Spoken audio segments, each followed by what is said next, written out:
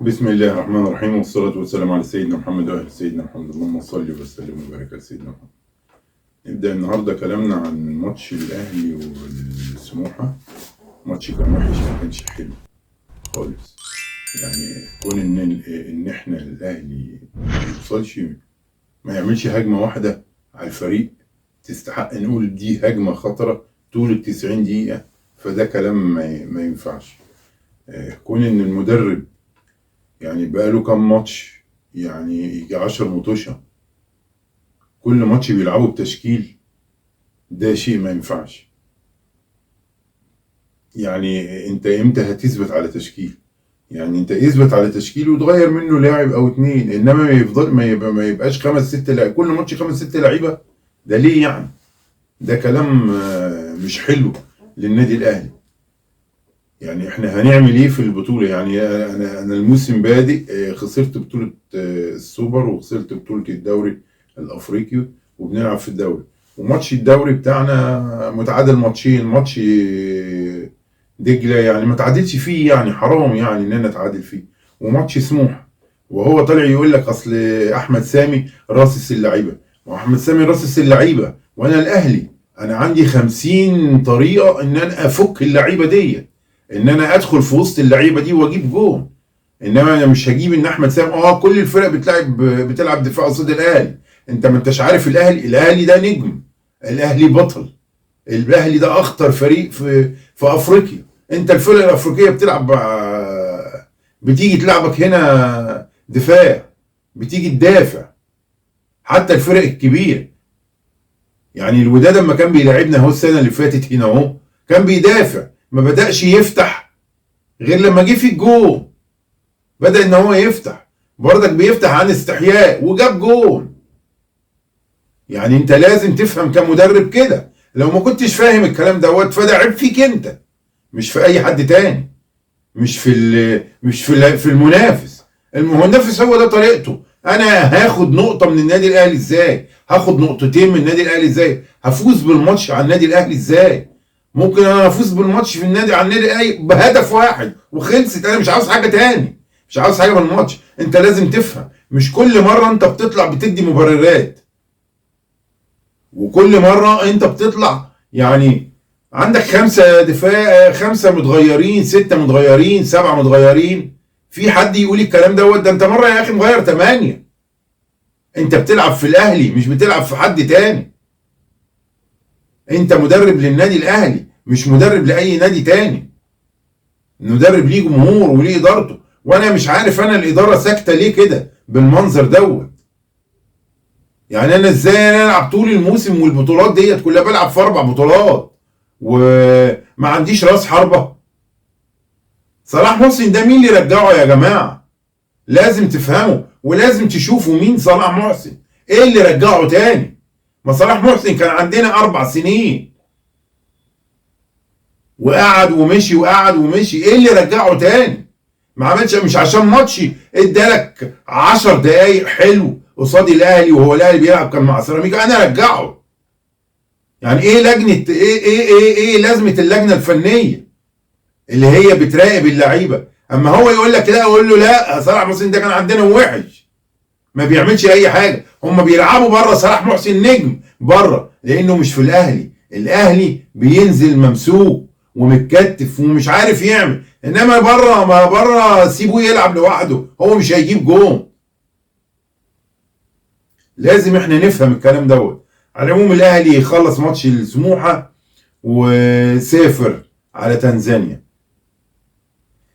يعني انا مش عارف، يعني ممكن ليه هو وجهة نظر. يعني هو ما خدش معاه ولا اكرم توفيق ولا احمد عبد القادر. احمد عبد القادر قضى ماتش وحش، واكرم توفيق يعني اكرم توفيق لازم لو كان مقصر لازم يا اكرم انت ترجع لفورمتك القديمه يا اكرم.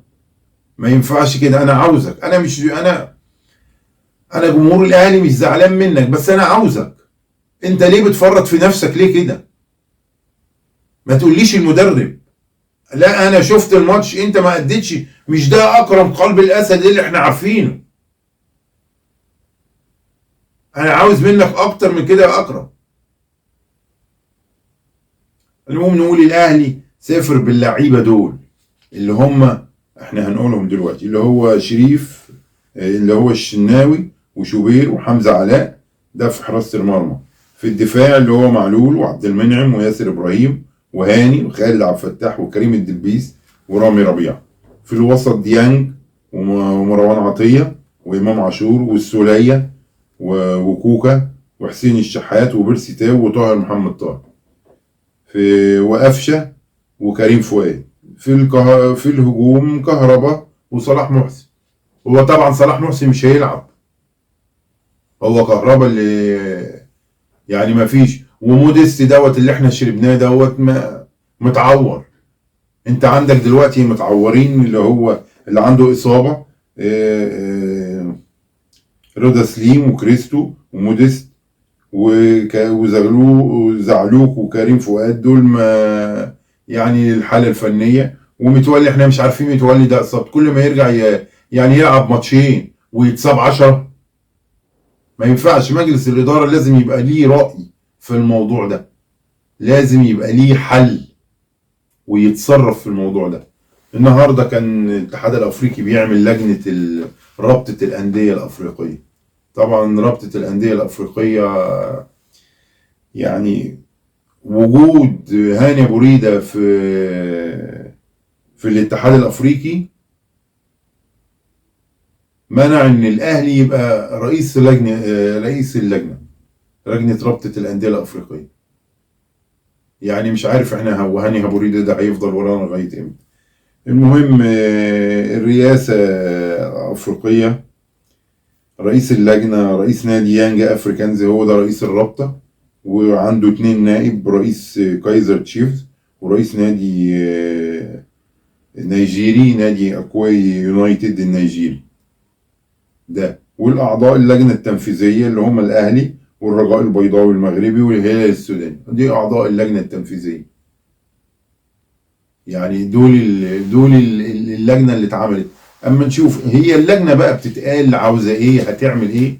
هي اللجنه بتقول لك يعني هيراقبوا حكام الفار ويخلوهم في وضع احسن، وياخدوا بالهم من حكام الفار ان هم يأدوا افضل ما عندهم، ما يتأداش كده. يعني احنا في ماتش السوبر اذيتنا اللي هي حكمة الفار، وماتش الدوري الافريقي اذانا بتوع الفار مرتين.